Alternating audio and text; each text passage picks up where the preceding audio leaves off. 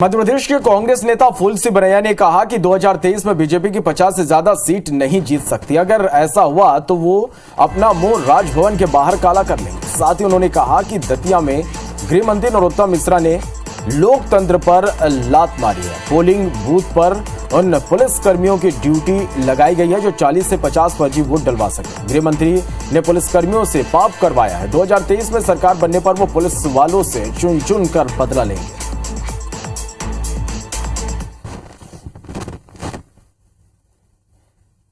मध्य प्रदेश के 2023 के चुनाव में अगर 50 सीट भी जीत जाती है मध्य प्रदेश में, तो फूल सिंह बरैया अपने मुंह से, अपने हाथ से अपना मुंह राजभवन के सामने काला करेगा। कि वोट इतने है ही नहीं कि 50 सीटें जीत जाएं। मेरे इतने वोट हैं कि मैं 181 जीतूंगा, ये मेरा गणित है। गृह मंत्री नरोत्तम मिश्रा, उस आदमी ने दतिया की डेमोक्रेसी, या कहना चाहिए कि डेमोक्रेसी पर लात मारी है।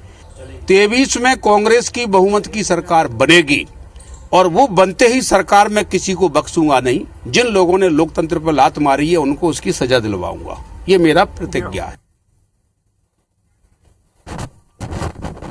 अपना मुंह राजभवन के बाहर काला कर लेंगे। साथ ही उन्होंने कहा कि दतिया में गृह मंत्री नरोत्तम मिश्रा ने लोकतंत्र पर लात मारी है। पोलिंग बूथ पर उन पुलिस कर्मियों की ड्यूटी लगाई गई जो 40 से 50 फर्जी वोट डलवा सके।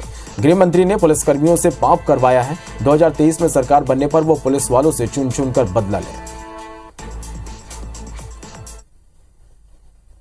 मध्य प्रदेश के 2023 के चुनाव में अगर 50 सीट भी जीत जाती है मध्य प्रदेश में, तो फूल सिंह बरैया अपने मुंह से, अपने हाथ से अपना मुंह राजभवन के सामने काला करेगा। कि वोट इतने है ही नहीं कि 50 सीटें जीत जाएं। मेरे इतने वोट हैं कि मैं 181 जीतूंगा, ये मेरा गणित है। गृह मंत्री नरोत्तम मिश्रा, उस आदमी ने दतिया की डेमोक्रेसी, या कहना चाहिए कि डेमोक्रेसी पर लात मारी है।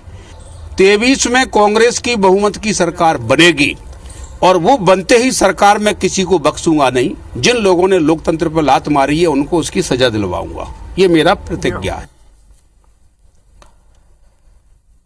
चलिए, तो अब इस बयान के बाद लगातार इस पर अब बयानबाजी भी निकलकर सामने आ रही है और फूल सिंह बरैया ने जो बयान दिया उस पर हम बात करेंगे। हमारे साथ मिथुन अहिरवार जी कांग्रेस से हमारे साथ फोन लाइन पर जुड़ गए हैं, तो वहीं पंकज चतुर्वेदी जी हमारे साथ बीजेपी से हमारे साथ जुड़ गए हैं। दोनों से ही बात करते हैं।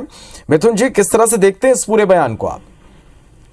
देखिए, फूल सिंह बरैया जी ने ये पहली बार नहीं कहा है। उन्होंने तो, उनका जो कॉन्फिडेंस है जनता के बीच जाकर के वो इतना स्ट्रांग है, और इसका कारण भी है कि मध्य प्रदेश जो है हर पैमाने पर फेल हो रहा है। हम चाहे स्वास्थ्य सुविधाओं की बात करें, हम चाहे बेरोजगारी की बात करें, चाहे हम अपराधों की बात करें, चाहे जो वेलबींग के जो भी इंडिकेटिंग पैरामीटर्स होते हैं, हर मामले पर अगर मध्य प्रदेश फेल हो रहा है और जनता के बीच से ये फीडबैक उनको मिल रहा है, तो ये जाहिर सी बात है 50 से ज्यादा सीट भारतीय जनता पार्टी की नहीं आएगी। भारतीय जनता पार्टी के लोग इसको लेकर के बड़े सशंकित है, आतंकित हैं, और इस कारण भारतीय जनता पार्टी के नेताओं से अलग अलग बयान आ रहे हैं। कोई जो है, इनके जो मंत्री हैं तो वो कांग्रेस को गाली दे रहे हैं, इनके सांसद हैं वो कांग्रेस को गाली दे रहे हैं, इनके जो मंत्री हैं बिसेन साहब वो जाकर के जनता को गाली देते हैं, और जनता जो है शिवराज जी को गाली देती है। तो ऐसी स्थिति में 50 सीटों में लगता है उन्होंने फिर भी ओवर रेट कर दिया है। शायद 50 सीटों तक जाना भी भारतीय जनता पार्टी की सफलता होगी। भारतीय जनता पार्टी को कोशिश करना चाहिए इन 50 सीटों पर भी अपनी जमानत कैसे बचाई जाए। भारतीय जनता पार्टी के आतंक का, भारतीय जनता पार्टी के कुशासन का, भारतीय जनता पार्टी ने जो रावण राज्य मध्य प्रदेश में लागू करके रखा, उसके अंत का अब समय आ गया है। कमलनाथ जी के मुख्यमंत्री बनते ही अगले साल जब हम इसी समय, इसी महीने में बात कर रहे होंगे, तो कांग्रेस शासित मध्य प्रदेश में हम बात कर रहे होंगे। चलिए, पंकज जी क्या कहेंगे इस पर? 50 सीटें नहीं जीत पाएगी बीजेपी, ये कहना है। देखिए श्रवण जी, कांग्रेस पार्टी के लोग क्या टिप्पणी करते हैं, क्या कथन करते हैं, ये उनकी बुद्धि, उनका विवेक है। हम सब जानते हैं कि मध्य प्रदेश में भारतीय जनता पार्टी की सरकार ने विकास के अप्रीतम कार्य किए। 19.7% की विकास दर भारतीय जनता पार्टी की मध्य प्रदेश की राज्य की देश के 28 राज्यों में सबसे अधिक। 11 लाख करोड़ से अधिक की GSDP प्रति व्यक्ति जो बंटाधार सरकार कांग्रेस के समय 2003 में 33,000 थी।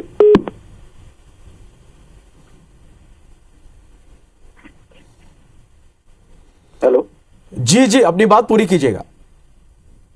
नहीं, मुझे लगता है कुछ फोन कट गया शायद।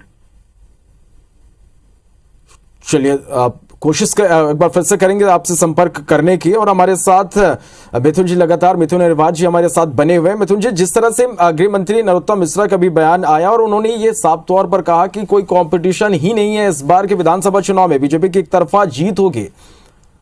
देखिए, उनको ऐसा लगता है क्योंकि वो कानून व्यवस्था पर तो ध्यान देते नहीं है।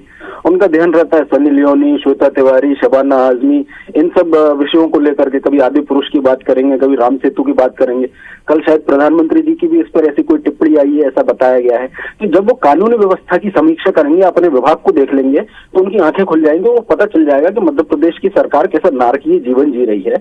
मध्य प्रदेश की सरकार की जो पोल है, कभी उमा भारती खोलती है शराब की दुकानों पर जो है वो पत्थर मार करके, कभी इनके नेता दीपक जोशी जी खोलते हैं, कहते हैं प्रधानमंत्री आवास में भी घोटाला हो रहा है। कल नारायण त्रिपाठी जी ने भी कहा है कि जमकर के भ्रष्टाचार कर रही है मध्य प्रदेश की सरकार। इससे पहले भी अजय विश्नोई जैसे नेता समय समय पर सरकार के बातें, चाहे वो महेंद्र सिसोदिया जो कहते हैं कि डिक्टेटरशिप चल रही है मध्य प्रदेश में, हर पार्टी, इनकी पार्टी का हर पदाधिकारी, चाहे वो कह ले आप सांसद हो, विधायक हो, मंत्री हो, केंद्रीय मंत्री हो, यहाँ तक कि पूर्व मुख्यमंत्री भी स्वीकार कर रहे हैं, यहाँ तक कि प्रेजेंट मुख्यमंत्री भी कह रहे हैं कि मंत्रालय में बैठ करके जो अधिकारी हैं वो हमको रंगीन तस्वीर दिखाते हैं, सच्चाई कुछ और है। तो अगर छोटे कार्यकर्ता से लेकर के मुख्यमंत्री तक मान रहा है कि मध्य प्रदेश को बंटाधार की स्थिति में इन्होंने डाल दिया, तो भारतीय जनता पार्टी का हारना तय है।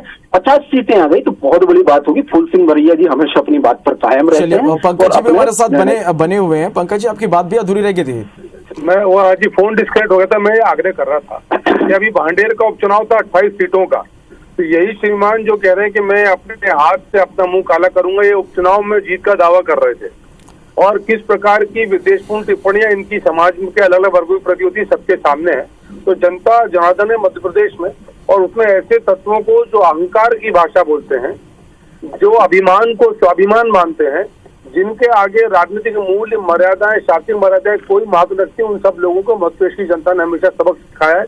अभी जनता फिर उत्तर देगी। जी मिथुन जी, क्या कहेंगे इस पर? देखिए, सबसे पहली बात तो भांडेर की बात कर लूं तो भांडेर में जो उनकी हार हुई थी, कथित हार हुई थी, वो 200 से भी कम वोटों से हुई थी। और भारतीय जनता पार्टी के नेताओं ने तो कहा ही था कि कलेक्टर हमें चुनाव जितवाएंगे, धांधली की थी, जाहिर सी बात है। अभी सुनकर के अच्छा लगा, भारतीय जनता पार्टी ने अपना असल चरित्र सामने रखा। जब भी कोई दलित समाज का नेता आगे बढ़ता है, दमदारी से बात करता है, तो भारतीय जनता पार्टी के नेताओं को बड़ी तकलीफ होने लगती है। ये अलग बात है कि जब 2009 में यही फूल सिंह बरैया जी भारतीय जनता पार्टी में हुआ करते थे, तो उनके कथित रूप से ये जो बयान है विद्वेष पैदा करने वाली, भारतीय जनता पार्टी को सुनाई नहीं देते थे। आज जब कांग्रेस पार्टी उनको बढ़ा रही है, उनको दमदारी से आगे कर रही है, तो एक दलित समाज के नेता के बढ़ने से भारतीय जनता पार्टी को बड़ी तकलीफ है। आने वाले समय में फूल सिंह बरैया जी अपनी बात के अनुसार भारतीय जनता पार्टी की जो सरकार है उसकी पोल खोलने का हमेशा काम करते रहेंगे, और आने वाले समय में 50 से कम सीटों पर भारतीय जनता पार्टी सीमित होगी। ये बात उनकी पूरी पार्टी उनकी इस बात से सहमत है। बहुत शुक्रिया मिथुन जी और पंकज जी हमारे साथ जुड़ने के लिए और इस पूरी बातचीत के लिए।